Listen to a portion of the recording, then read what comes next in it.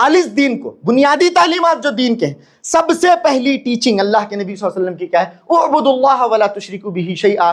آج لوگوں نے، مختلف جماعتوں نے، مختلف خیالات نے، مختلف افکار نے، لوگوں نے جماعتیں بنائیں، گروہ بنائے، اور سب جماعتوں کا اپنے آپ میں ایک بنیادی کام ہے، بنیادی کام اپنے آپ میں الگ الگ جماعتیں کام کر رہی ہیں، اور سب کا اپنا بنیادی مقصد ہے۔ انہی مقاصد میں سے ایک مقصد ہے حکومت الہیہ کا قیام، حکومت یعنی حکومت قائم کرنا۔ بنیادی اسلام کے مقصدوں میں انہوں نے سمجھا ہے کہ حکومت قائم کی جائے، ہماری گورنمنٹ آنا، بادشاہوں کے ساتھ ہم حکومت، بادشاہوں کے ساتھ لڑیں، تختہ پلٹ کریں اور ہماری حکومت قائم ہو۔ بتائیے ان تمام تعلیمات میں اس کا ذکر ہے بھی کہ نہیں ہے؟ بالکل نہیں ہے۔ کیا ہے؟ توحید کا قیام کریں، توحید کا قیام کریں، توحید کو قائم کریں، بس توحید کو قائم کریں۔ اچھا، اس کے بعد کیا کہا ہے معلوم؟ وَإِن كَانَ مَا تَقُولُ حَقًّا، کس نے کہا؟ ہرقل نے کہا۔ یہ جب باتیں بتائیں، یہ تعلیمات ہیں ہمارے نبی کی، ہمارے نبی ہمیں یہ کہنے کو کہتے ہیں، یہ کرنے کو کہتے ہیں، تو ہرقل نے بہت ہی تاریخی جملہ کہا ہے، یہاں سے لے کر جانے کے لائق کا جملہ ہے، کہتے ہیں ان کان ما تقول حقا فسيملك موضع قدمي هاتين، کہتے ہیں اگر تم جو کہہ رہے ہو کہ یہ نبی تمہیں ان باتوں کی تعلیم دیتے ہیں اور ان نبی کے پیروکار اس پر عمل پیرا ہیں، تو یہ نبی لکھ کر لے لو، فسيملك موضع قدمي هاتين، میں اس وقت جس جگہ پر کھڑا ہوں ایک دن وہ نبی اس جگہ کا بھی مالک ہوگا، وہ نبی، اس کے پیروکار اس جگہ کے بھی مالک بن جائیں گے، اگر ان کا یقیناً ان تعلیمات پر عمل ہے۔ آج ہم لوگ اس ملک میں رہ رہے ہیں اور ہماری کیا حالت ہے آپ جانتے ہیں، آپ جانتے ہیں۔ اگر ان تعلیمات پر میرا، آپ کا، تمام مسلمان عالم کا، تمام مسلمان ہند کا اگر عمل ہو جائے، ہم بھی اس زمین کے مالک ہوں گے۔ یہ جو زمین ہمارے قدموں کے نیچے ہے اس کے مالک ہوں گے ہم لوگ، اور ہمیں عروج ملے گا، کمال ملے گا۔ آج عروج و کمال کے تو بہت سارے نسخے اپنائے جا رہے ہیں، لوگ اس کی طرف بلا رہے ہیں، لیکن یاد رکھیے آپ کی کتنا بھی اتحاد آپ کر لیں، کتنا بھی اتحاد کر لیں، کتنا بھی ایک پلیٹ فارم پر جمع ہو جائیں، چاہے جو کر لیں، توحید کے بغیر کمال نہیں حاصل ہو سکتا۔ وَقُلْ جَاءَ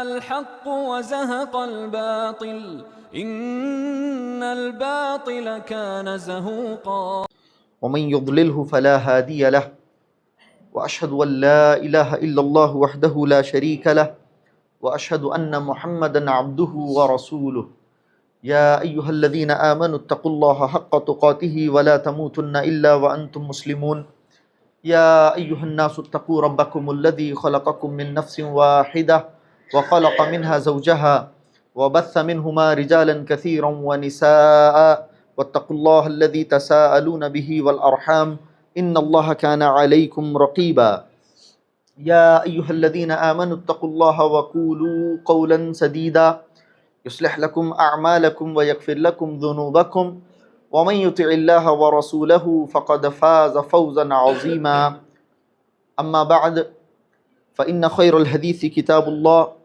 وخير الهدي هدي محمد صلى الله عليه وسلم وشر الأمور محدثاتها وكل محدثة بدعة وكل بدعة ضلالة وكل ضلالة في النار فقد قال الله تبارك وتعالى في القرآن المجيد والفرقان الحميد فأعوذ بالله السميع العليم من الشيطان الرجيم من همزه ونفخه ونفثه بسم الله الرحمن الرحيم لقد كان لكم في رسول الله أسوة حسنة لمن كان يرجو الله واليوم الآخر وذكر الله كثيرا رب اشرح لي صدري ويسر لي أمري واحلل عقدة من لساني يفقهوا قولي رب زدني علما سبحانك لا علم لنا إلا ما علمتنا إنك أنت العليم الحكيم۔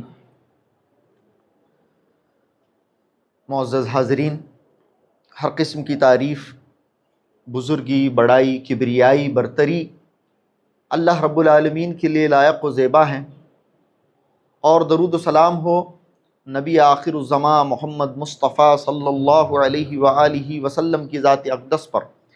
اللہم صلی علی محمد وعلی آل محمد کما صلیت علی ابراہیم وعلی آل ابراہیم انک حمید مجید۔ اللہم بارک علی محمد وعلی آل محمد کما بارکت علی ابراہیم وعلی آل ابراہیم انک حمید مجید۔ معزز سامعین، پیارے نبی صلی اللہ علیہ وسلم کی حیات طیبہ کا تذکرہ چل رہا ہے، بحیثیت امتی یہ بات ہم پر لازم ہے، ضروری ہے، واجب ہے کہ جس ذات کو اللہ رب العالمین نے ہمارے لیے قدوہ، اسوہ اور نمونہ بنایا ہے، اس کی زندگی کا بھرپور علم ہمیں ہو۔ اگر اللہ کے نبی صلی اللہ علیہ وسلم کی زندگی کا ہمیں علم ہی نہیں ہے، آپ صلی اللہ علیہ وسلم کی سیرت طیبہ سے ہم بالکل ناواقف ہیں، تو بتائیے کہ کیسے ہم اللہ کے نبی صلی اللہ علیہ وسلم کی پیروی کر سکتے ہیں؟ کیسے اللہ کے نبی صلی اللہ علیہ وسلم کو اپنا مقتدا بنا سکتے ہیں؟ اللہ کے نبی صلی اللہ علیہ وسلم کو کیسے اسوہ بنا سکتے ہیں جب تک کہ ہم اللہ کے نبی صلی اللہ علیہ وسلم کی زندگی سے ہی واقف نہیں ہیں؟ اسی طرح سے اللہ کے نبی صلی اللہ علیہ وسلم کی اسوے پر، آپ کے نقش قدم پر عمل کرنے کے لیے آپ کی زندگی سے واقفیت ہونا ضروری ہے۔ ٹھیک اسی طرح سے اللہ کے نبی صلی اللہ علیہ وسلم کی ذات اقدس سے محبت کرنے کے لیے بھی آپ صلی اللہ علیہ وسلم کی ذات کا، آپ کے شب و روز کا، آپ کی حیات طیبہ کا مکمل علم ہونا ضروری ہے۔ اگر بندہ اللہ کے نبی صلی اللہ علیہ وسلم کی زندگی سے ہی واقف نہیں ہے، بحیثیت شخصیت اللہ کے نبی صلی اللہ علیہ وسلم کو جانتا ہی نہیں ہے، تو بتائیے ہم اللہ کے نبی صلی اللہ علیہ وسلم کی محبت کا حق کیسے ادا کر سکتے ہیں اور اس محبت کے تقاضے کیسے ادا کر سکتے ہیں؟ اسی لیے انگلش کے اندر وہ مشہور قول بھی ہے کہ if you know him you will love him, if you know him you will love him۔ اگر ہم انہیں جانیں گے تو کسی آدمی کے پاس کوئی آپشن ہی نہیں ہے but to love him۔ اگر بندہ اللہ کے نبی کو جانتا ہے تو آپ سے محبت کیے بغیر رہ ہی نہیں سکتا۔ یہ تو چیلنج ہے، آپ لکھ کر لے لیجئے۔ اگر کوئی آدمی اللہ کے نبی صلی اللہ علیہ وسلم کو جانے گا تو آپ سے محبت کیے بغیر رہ نہیں سکتا۔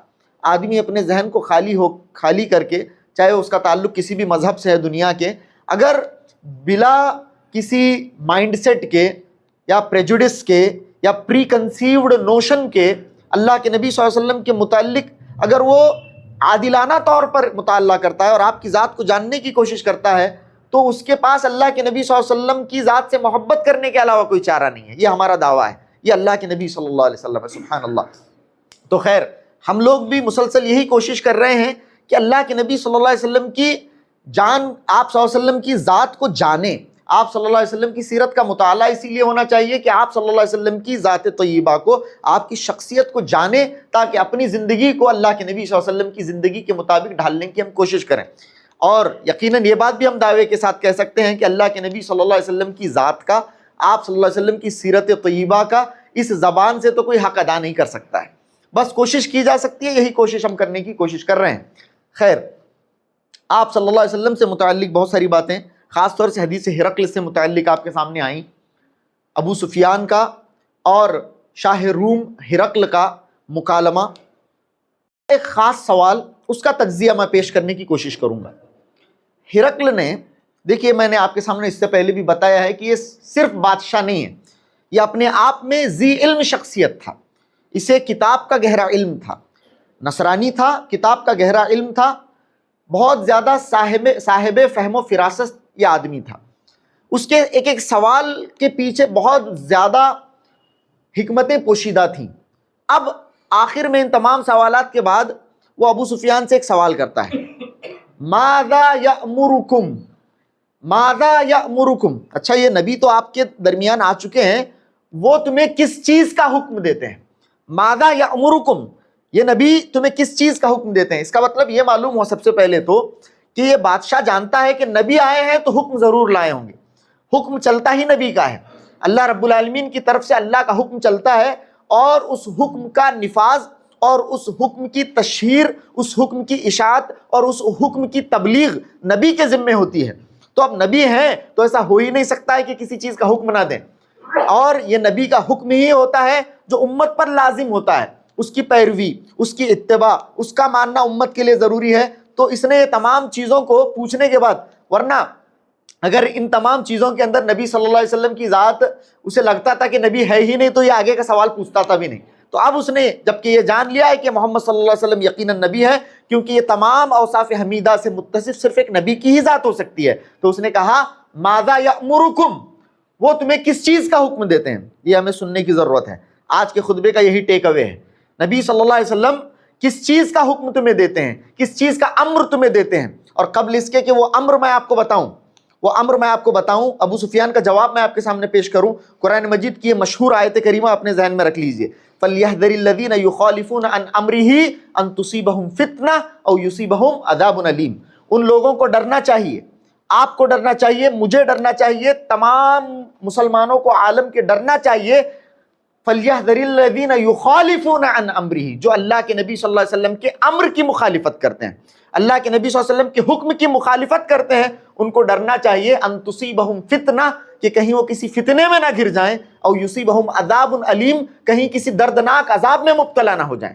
مجھے اور آپ کو ڈرنا چاہیے اللہ کے نبی صلی اللہ علیہ وسلم کے کسی بھی امر کی مخالفت کرتے ہوئے، چاہے انڈیویجول سطح پر ہو، ذاتی سطح پر ہو، قومی ملکی سطح پر ہو۔ مسلمان اگر اللہ کے نبی صلی اللہ علیہ وسلم کے کسی امر کی مخالفت کر رہے ہیں تو ہمیں اس بات پر ڈرنا چاہیے کہ کہیں ہم کسی فتنے میں مبتلا نہ ہو جائیں، یا پھر کسی دردناک عذاب کی چپیٹ میں نہ آ جائیں، جیسے کہ آج امت کا حال ہے کہ ہم فتنوں میں بھی مبتلا ہیں اور دردناک عذابات کی زد میں بھی ہم لوگ ہیں۔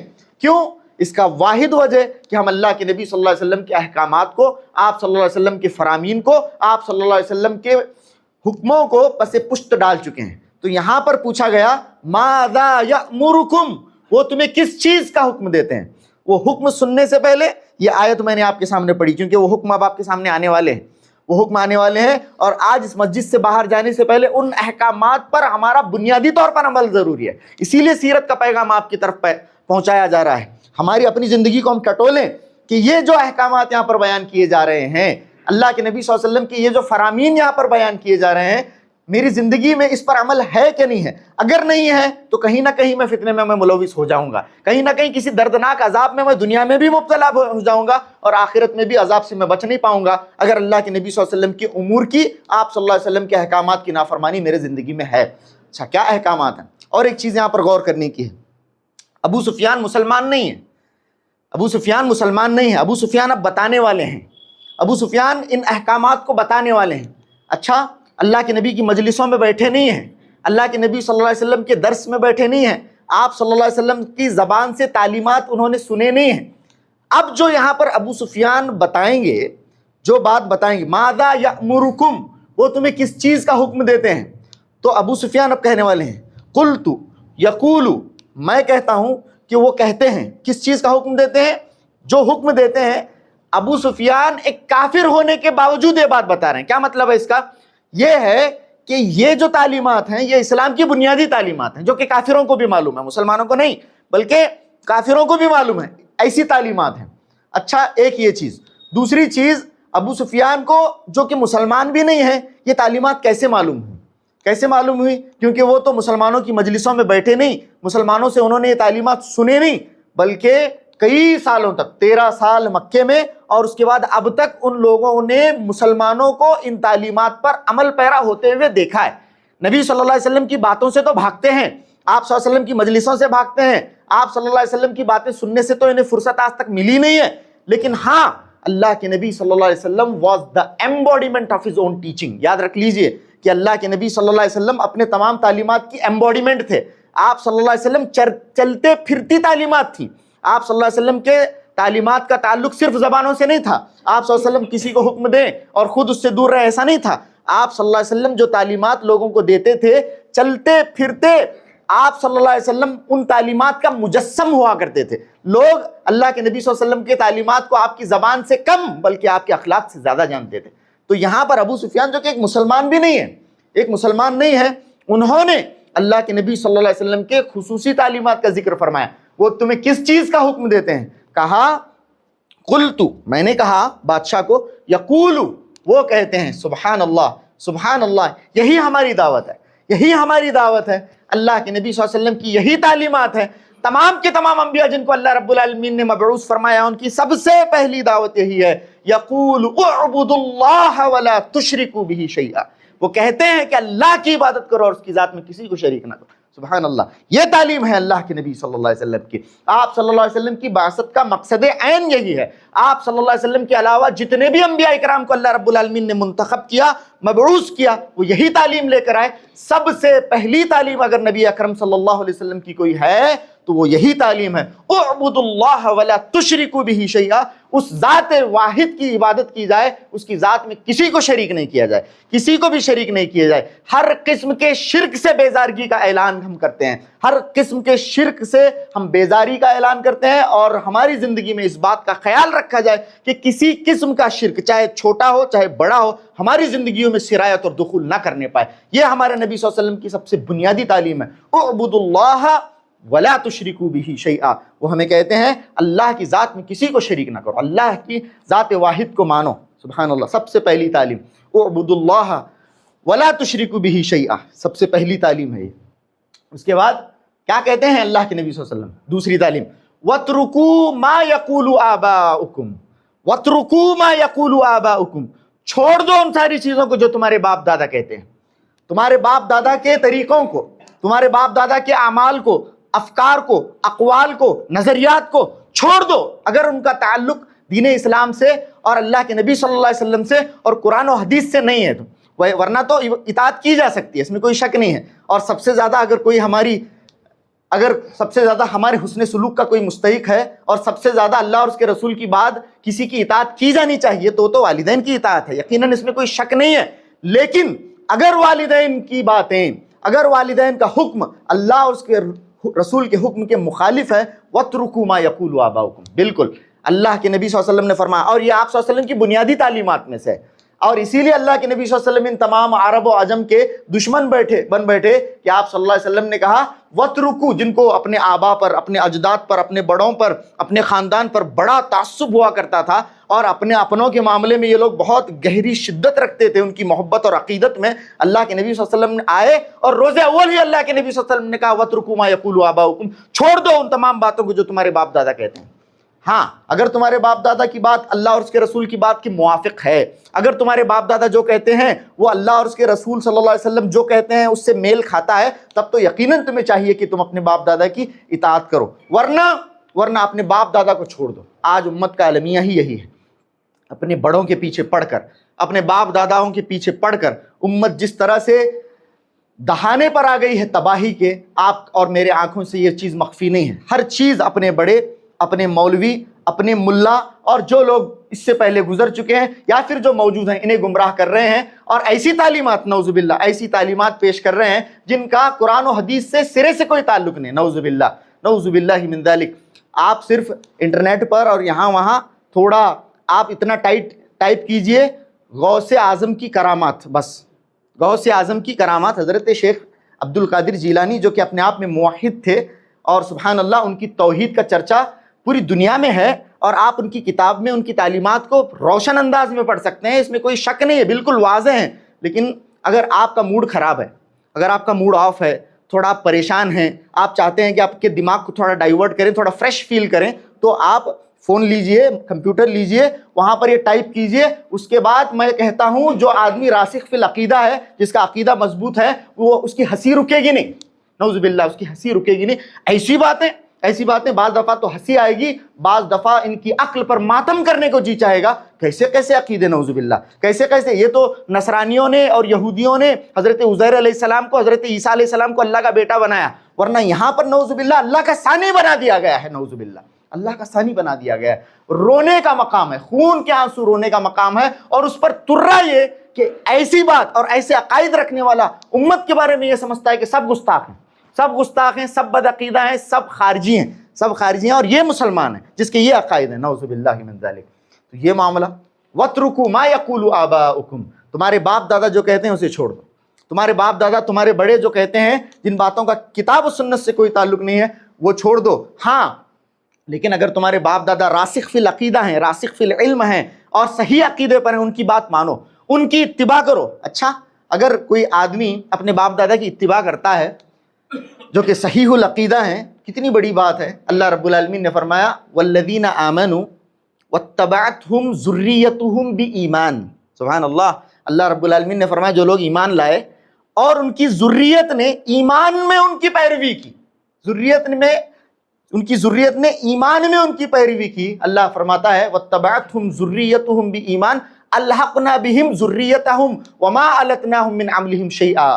سبحان اللہ، کتنی بڑی بات ہے۔ ہم اپنی اولاد سے محبت کرتے ہیں اور چاہتے ہیں کہ دنیا میں بھی ہمارا ساتھ رہے اور آخرت میں بھی ہمارا ساتھ رہے، تو ہمیں چاہیے کہ ہم اپنی اولاد کو صحیح عقیدے میں، ایمان میں ہماری پیروی کرائیں، ایمان میں ہماری پیروی کرائیں۔ اگر ایسا ہوتا ہے تو کل قیامت کے دن باپ اور بچوں کو اللہ رب العالمین ملا دے گا۔ وَاتَّبَعَتْهُمْ ذُرِّيَّتُهُمْ بِإِيمَانٍ، شرط کیا ہے کہ ذریت کو، اولاد کو اپنے باپ کی جو کہ صحیح العقیدہ تھا اس کے ایمان کی پیروی کرنی چاہیے، تو اللہ رب العالمین کل جنت میں انہیں ملا دے گا۔ اچھا، یہاں پر ایک مسئلہ ہے، اللہ رب العالمین نے فرمایا کتنی بڑی بات ہے، باپ اور بیٹا جنت میں مل گئے، باپ اور بیٹا جنت میں مل گئے، اب دونوں میں سے ایکلا جو ہے بہت اعلیٰ درجے کا جنتی ہے، بہت اعلیٰ درجے کا ہے، تو باپ بہت اعلیٰ درجے کا جنتی ہے، بیٹا کم درجے کا جنتی ہے، بیٹا اعلیٰ درجے کا جنتی ہے، باپ کم درجے کا جنتی ہے، تو اللہ رب العالمین نے فرمایا الحقنا بہم ذریتہم، ہم ان کی ذریت کو ان سے ملا دیں گے، وما التناہم من عملہم شیئا، ہم ان میں سے کسی کے عمل کو کم نہیں کریں گے۔ کیا مطلب؟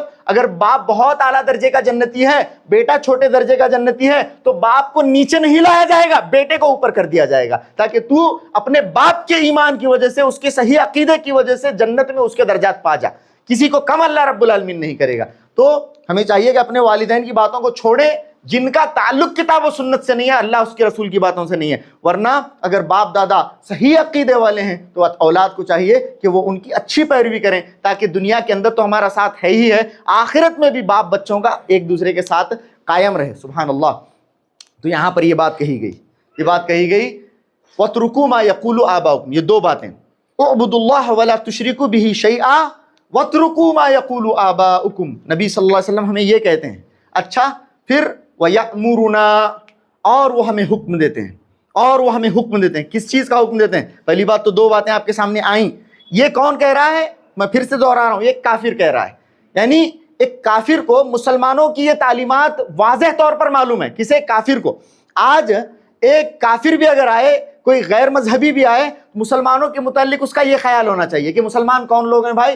مسلمان یہ لوگ ہیں، مسلمان وہ لوگ ہیں۔ مسلمانوں کی ایک عجیب سی چھوی ہے لوگوں کے سامنے، مسلمانوں کا ڈیفینیشن، مسلمانوں کی متعلق ایک ٹپیکل ان کی سوچ ہے کہ یہ مسلمان ہے، یہ مسلمان ہے، ایسا کرنے والے مسلمان ہیں، ویسا کرنے والے مسلمان ہیں، یہ ناچ گانا کرنے والے، یہ بینجو پر ناچنے والے، اور اسی طرح سے غیر اللہ کے آستھانوں پر یہاں وہاں جا کر اپنے سجدوں کو، اپنے سروں کو سجدہ ریز کرنے والے، اور یہ ساری چیزیں ان کے ذہن میں ڈیفینیشن ہے مسلمانوں کا۔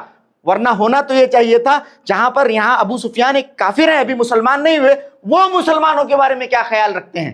آج کے کافروں کو چاہیے کہ ہمارے متعلق وہ یہ خیال رکھیں۔ کون مسلمان ہیں؟ مسلمان وہ ہیں جو یہ کہتے ہیں کہ تم اللہ کی عبادت کرو، اس کی ذات میں کسی کو شریک نہ کرو۔ مسلمان وہ ہیں جو یہ کہتے ہیں کہ اپنے باپ دادا کے دین کو چھوڑ دو اگر ان کا دین اللہ اور اس کے رسول کے دین کے مطابق نہیں ہے۔ اچھا، وَيَأْمُرُنَا بِالصَّلَاةِ، چار باتیں یاد رکھ لیجئے، اور میں نے کہا ہے آپ کے سامنے کہ آج کا خطبہ ہوتے ہوتے ان چاروں باتوں کو، ان 6 باتوں کو ٹوٹل ہم یہاں سے لے کر جائیں۔ یأمرنا، وہ ہمیں حکم دیتے ہیں، بالصلاۃ والصدق والعفاف والصلہ، 4 چیزیں۔ سبحان اللہ، بہت کوئی وہ کیا نئی باتیں آج میں بتانے والا نہیں ہوں آپ کو، بس میں نے اتنا بتایا ہے کہ یہ چیزیں ایک تو نئی نہیں آپ کو معلوم ہی ہے، لیکن ان کا تعلق اسلام کی کور ٹیچنگ سے ہے، اللہ کے نبی صلی اللہ علیہ وسلم کی کور ٹیچنگ اور تعلیمات سے ہے، ہماری اپنی زندگیوں کے اندر۔ ایک کافر کو معلوم ہے کہ یہ ہے اللہ کے نبی صلی اللہ علیہ وسلم جو ان باتوں کا حکم دیتے ہیں۔ کن باتوں کا حکم دیتے ہیں؟ بالصلاۃ، اللہ کے نبی نماز کا حکم دیتے ہیں۔ سبحان اللہ، جیسے ہی کوئی آدمی ایمان میں داخل ہوتا، اللہ کے نبی صلی اللہ علیہ وسلم سب سے پہلے اگر اسے کوئی چیز سکھاتے، نماز سکھاتے۔ اللہ کے نبی صلی اللہ علیہ وسلم بالصلاۃ، نماز۔ اور بے نمازی کے بارے میں اگر میں کچھ بولوں تو میں سمجھتا ہوں کہ میرے وقت کا بھی ضیاع ہے، وقت کا بھی ضیاع ہے، کیونکہ بے نمازی کا معاملہ ایسا ہے کہ وہ ایلیجیبل ہی نہیں ہے کسی طرح کی ڈسکشن کے لیے۔ یہ میں اسے بات بتا رہا ہوں، جو بھی لوگ اس چیز کے اندر ملوث ہیں وہ سمجھ لیں کہ آپ کے ساتھ کچھ بات کی جائے دین کے معاملے میں، اسلام کے معاملے میں، اور قوموں کے عروج و زوال کے بارے میں، اسلام کے سربلندی کے بارے میں، بہت سارے معاملات کے بارے میں آپ کے ساتھ بات کی جائے، آپ اس بات کا ایلیجیبل نہیں ہیں، آپ اس بات کے مستحق نہیں ہیں۔ آپ سب سے پہلے نماز پڑھیے، اس کے بعد اندر آئیے، اس کے بعد بات کریں گے آپ کے ساتھ۔ جو آدمی نماز نہیں پڑھتا ہے، اسلام کی بنیادی تعلیم ہے، اس کے اندر زیادہ تفصیل میں نہیں جاتے ہیں۔ ایک آدمی نماز ہی نہیں پڑھتا ہے، ان بین الرجل و بین الشرک والکفر ترک الصلاۃ، آدمی اور کفر و شرک کے درمیان فرق کرنے والی چیز نماز ہے. العہد الذی بیننا و بینہم الصلاۃ ومن ترک فقد کفر. ہمارے اور ان کے درمیان کوئی چیز ہے تو کیا ہے؟ ان کے خون کا کلر الگ ہے، ہمارے خون کا کلر الگ ہے، ان کی 3 آنکھیں ہیں، ہماری 2 ہی آنکھیں ہیں، اس طرح کا کوئی معاملہ ہے؟ جسمانی ساخت کے اعتبار سے کوئی فرق ہے؟ کچھ بھی فرق نہیں ہے. العہد الذی بیننا و بینہم الصلاۃ ومن ترکھا فقد کفر. اللہ کے نبی نے کیٹیگوریکلی کہا ہمارے اور ان کے درمیان اگر کوئی چیز حد فاصل ہے، فرق ہے، تو وہ نماز ہے. اگر جس نے نماز چھوڑی اس نے کفر کیا، نعوذ باللہ کفر کیا. یہ اللہ کے نبی نے فرمایا نماز کا معاملہ بہت زیادہ سیریسلی لینے کا ہے، بہت زیادہ سیریسلی لینے. اور میں بتاؤں آپ کو، ہماری اپنی زندگیوں کا چین، سکون، سب کچھ نماز ہی میں مضمر ہے. میں بتاتا ہوں آپ کو، 5 وقت کی نماز تو ہم پڑھے ہی پڑھے، وقت کے ساتھ، وقت کی پابندی کے ساتھ، تکبیر تحریمہ کے ساتھ صف اول میں نماز پڑھنے کی کوشش کریں. اس کے علاوہ بھی مزید نوافل جتنا زیادہ اپنی زندگی میں ایک آدمی نماز سے تعلق قائم کیے ہوئے رہے گا، میں بتاتا ہوں آپ کو جو سکون ملے گا، جو اطمینان ملے گا، آپ کے مسائل جو حل ہوں گے. دنیا کی کسی بھی چیز کے اندر اتنا اطمینان نہیں ہے. آپ جائیں نماز پڑھیں، نماز پڑھیں. اللہ کے نبی صلی اللہ علیہ وسلم کچھ بھی پریشانی پیش آتی تھی، کچھ بھی پریشانی آتی، قام فصلی، آپ کھڑے ہوتے تھے، نماز پڑھتے تھے، کھڑے. واستعینوا بالصبر والصلاۃ، مدد مانگو اللہ رب العالمین سے صبر اور نماز کے ذریعے. اگر چاہتے ہو کہ تمہارے مسائل حل ہوں، چاہے وہ کیسا بھی مسئلہ کیوں نہ ہو، اگر ہم چاہتے ہیں تو ہماری زندگیوں میں نماز آئے. سب سے پہلی تعلیم یأمرنا، وہ ہمیں حکم دیتے ہیں بالصلاۃ والصدق، سچائی کا حکم دیتے ہیں. اچھا، ایک کافر کہتا ہے مسلمان کون ہے؟ یہ وہ ہے جو کبھی جھوٹ نہیں بولتا. جی، مسلمان سے جھوٹ کا تصور محال ہے. مسلمان جھوٹ نہیں بول سکتا. یہ معاملہ ہونا چاہیے. میری اور آپ کی پہچان معاشرے میں کیسی؟ یہ جھوٹ نہیں بول سکتا، یہ نمازی ہے، یہ نماز پڑھنے والا ہے، یہ جھوٹ نہیں بول سکتا. کون بول رہے ہیں؟ ابو بکر بول رہے ہیں، صدیق رضی اللہ تعالیٰ عنہ، عمر فاروق بول رہے ہیں، عثمان غنی یا پھر علی رضی اللہ عنہ بول رہے ہیں، ابو سفیان بول رہے ہیں، ابھی مسلمان بھی نہیں ہوئے. یہ کون لوگ ہیں؟ سچے لوگ ہیں. ان کی زندگی میں سچائی ہی سچائی ہے.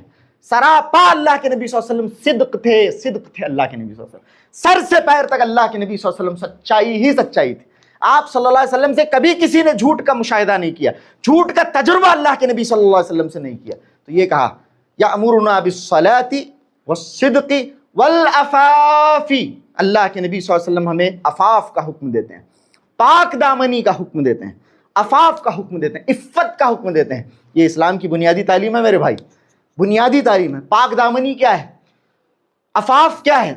دیکھیے، پاک دامنی کے 2 تصور ہیں. ایک محدود تصور ہے اور ایک براڈر تصور ہے. محدود تصور یہ ہے کہ پاک دامنی کا مطلب صرف شرم، حیا اور جنسی پاک دامنی سے ہم اسے جوڑتے ہیں. یقیناً یہ تو ہے ہی ہے، لیکن پاک دامنی کا مطلب یہ ہے کہ ہم اللہ رب العالمین کے کسی بھی محارم کا ارتکاب نہ کریں. اللہ رب العالمین کی منع کردہ، اللہ رب العالمین کی حرام کردہ کسی چیز کا ارتکاب نہ کریں. ہماری زندگی میں اللہ رب العالمین کی کسی اعتبار سے کوئی نافرمانی نہ ہو. یہ ہے پاک دامنی. اللہ رب العالمین کی نافرمانی کا ارتکاب کر کے وہ جو گندگی ہوتی ہے اسے اپنے دامن پر، اپنے روح کے دامن پر نہ لگائیں. اپنی روح پاک رکھیں. عفت اور پاک دامنی کی اللہ کے نبی صلی اللہ علیہ وسلم تعلیم لے کر آئیں. ہماری آنکھوں کی پاک دامنی، ہمارے کانوں کی پاک دامنی، ہماری زبان کی پاک دامنی، ہمارے عقل کی پاک دامنی، ہمارے دل کی پاک دامنی. اللہ رب العالمین نے، اللہ کے نبی صلی اللہ علیہ وسلم نے جو تعلیمات دی ہیں اس پر عمل پیرا ہوں، اور جن سے روکا ہے ان سے اپنے آپ کو روکیں. کف، اس سے آپ رک جائیں، اپنے آپ کو روک دیں. اللہ کے تمام محارم سے اپنے آپ کو روک دیں. ایسا آدمی پاک دامن ہے، ایسا آدمی پاک دامن ہے. اور اس دور کے اندر خاص طور سے پاک دامنی سب سے مشکل چیز ہے. پاک دامنی اور ایمان پر قائم رہنا، اسلام پر قائم رہنا. کالقابض علی الجمر، اللہ کے نبی نے فرمایا فتنوں کا ایک ایسا دور آنے والا ہے، دین پر قائم رہنا تمہارے لیے اتنا مشکل ہوگا جیسے کہ ایک آدمی نے اپنے ہتھیلی پر انگارہ پکڑا ہے، اپنے ہتھیلی پر جلتا ہوا کوئلہ پکڑا ہے. اتنا مشکل ہوگا. صبح ہوگی مومن ہوگا، شام ہوتے ہوتے کافر ہو جائے گا. شام تھی مومن تھا، صبح ہوتے ہوتے کافر ہو جائے گا. ایسا معاملہ آنے والا ہے، ایسا معاملہ آنے والا ہے. وہ اسی لیے بھی اس دور کے اندر، جیسے میں ہمیشہ بتاتا رہتا ہوں، آدمی اپنے آپ کو پاک دامن رکھے، اپنے دامن پر غلاظتیں، اپنے دامن پر برائی کے چھینٹے نہ پڑنے دے. یہ دوسرے ادوار کے مقابلے میں زیادہ مشکل ہے. وہ اسی لیے کیونکہ پچھلے ادوار کے اندر کیا ہوتا تھا معلوم آپ کو؟ ایک آدمی گناہ کا ارادہ کرتا تھا، ایک آدمی گناہ کا ارادہ کرتا تھا، اس کا وہ ارادہ ہی رہ جاتا تھا. اسے اسباب فراہم نہیں تھے، اس کے لیے ریسورسز نہیں تھے، اس گناہ کا ارتکاب کرنے کی چیزیں مہیا اس کے پاس نہیں تھی. اگر تھی بھی تو سوسائٹی کے ڈر سے، معاشرے کے ڈر سے، کہیں کہ لوگ نہ دیکھ لیں، آدمی گناہ سے، برائی سے بچ جاتا تھا پرانے زمانے کے اندر. پہلی بات تو گناہ کرنے کے لیے اسباب مہیا نہیں ہوتے، اتنا آسانی سے گناہ کرنے کے لیے اسباب فراہم نہیں ہوتے. اگر فراہم ہو بھی جائیں تو آدمی گناہ کرنے سے پہلے یہ دیکھتا تھا کہ وہ دیکھیں گے تو کیا ہوگا، وہ دیکھیں گے تو کیا ہوگا، میری عزت کیا ہوگی. لیکن یہ دور کیسا ہے معلوم؟ دو چیزیں یہاں پر اس دور کے اندر، اور بہت خطرناک دور ہے یہ. سب سے پہلی چیز، گناہ آپ کرنے کا ارادہ کریں، آپ کے لیے اسباب تیار ہیں.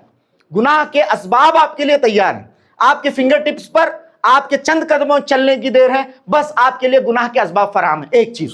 دوسرا، ایک آدمی گناہ کرنے سے اس لیے بچتا تھا کیونکہ وہ یہ سوچتا تھا کہ اچھا وہ دیکھیں گے تو کیا ہوگا، میری عزت کا کیا ہوگا، وہ دیکھیں گے تو کیا ہوگا. ایک آدمی آج، جیسے میں نے آپ کے سامنے اس سے پہلے بھی بتایا ہوگا، اپنے گھر کے لیونگ روم میں بیٹھ کر گناہ کا ارتکاب کر رہا ہے، اس کی اماں اس کے سامنے ہے، اس کا باوا اس کے سامنے ہے، انہیں پتہ نہیں ہے کہ گناہ میں ملوث ہے، یہ گناہ کر رہا ہے. یہ بہت خطرناک معاملہ ہے. پچھلے کسی دور میں ایسا معاملہ نہیں تھا. آدمی نیک بن کر سب کے سامنے ہوتے ہوئے دینداری کا چوغا پہن کر برائی کر سکتا ہے، اور سامنے والوں کو اس کا کوئی آئیڈیا بھی نہیں ہوگا کہ وہ کیسی خطرناک برائیوں میں ملوث ہے. اس کا سامنے اب تو وہ پردہ بھی اڑ گیا ہے، وہ ختم ہو گیا ہے کہ لوگ کیا کہیں گے، اس ڈر سے آدمی برائی سے بچ بھی جاتا تھا. آج تو وہ بھی ڈر نہیں ہے. آج بس ایک آدمی ادھر گناہ کا ارادہ کرے، اسباب بھی فراہم ہے، اور ادھر سے لوگوں کا ڈر بھی ختم. وہ گناہ بھی کر سکتا ہے، وہ آن لائن بیٹنگ بھی کر سکتا ہے، وہ جوا بھی کھیل سکتا ہے. اسی طرح سے آن لائن اور بھی جتنے بھی کرائمز ہیں، جتنے بھی محرمات ہیں، سب کا ارتکاب کرتے ہوئے بھی وائٹ کالر رہ سکتا ہے، لوگوں کے درمیان اپنی دینی چھوی کو برقرار رکھ سکتا ہے. ایسا خطرناک دور ہے. عفاف، اسی لیے کہا گیا العفاف. اللہ کے نبی صلی اللہ علیہ وسلم کی بنیادی تعلیمات میں سے جو تعلیم ہے وہ ہے العفاف، وہ ہے پاک دامنی، العفاف. اس کے بعد الصلہ، رشتہ داری کو جوڑنا. اس سلسلے میں اس کے پہلے کے خطبات میں آپ کے سامنے باتیں آئی ہیں. الارحام، رشتہ داری کو جوڑیے، رشتہ داری کو جوڑیے. جتنے قریبی رشتے ہمارے ہوتے ہیں، ہمارے معاملات اتنے زیادہ بگڑے ہوتے ہیں. ہمارے تعلقات دور دور کے لوگ، ایک آدمی فیس بک پر ہے گتے، اس پر ہے اس پر ہے، اس کے تعلقات وہاں کوئی امریکہ میں بیٹھا ہے، وہاں کا کوئی فرینڈ ہے، کوئی رشیا کا اس کا فرینڈ ہے، اور ان کے تعلقات بڑے گہرے ہیں، اور ان سے دور کے لوگوں سے ہم قریب ہیں. قریب کے لوگوں سے تو ہمارے کیا معاملات ہو گئے ہیں، قریب کے لوگوں سے کتنے دور ہم ہو گئے.